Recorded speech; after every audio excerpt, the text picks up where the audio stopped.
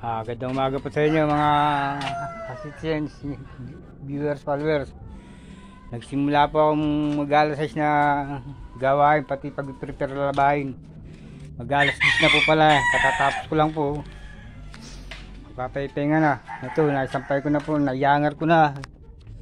Naisampay ko na po lahat. May dami ko na po pala ng laban. Pati idol po, tatapos lang.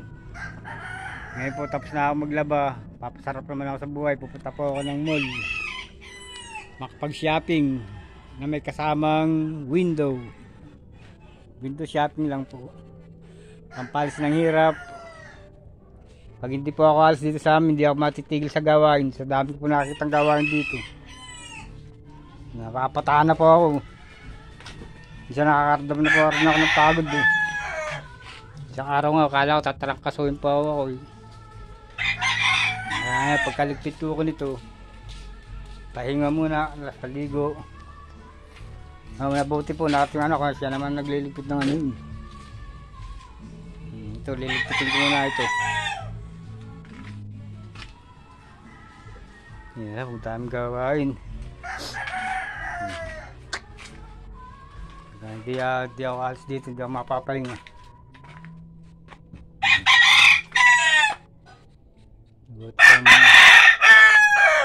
Lalayo muna ako at mapahinga muna. Parang hindi ko mapigilang hindi gumawa pagka narito sa amin. Gusto ko mang magpahinga matulog, hindi naman ako matulog tanghali. Kata ko yung tok na pag may narinig akong may sasalta lang, may tumawag, sira na ako ang tok. Babangon na ako, gawa na naman. Mas bigay pang umalis lang muna ako. So, salamat po. Happy New Year and Merry Christmas.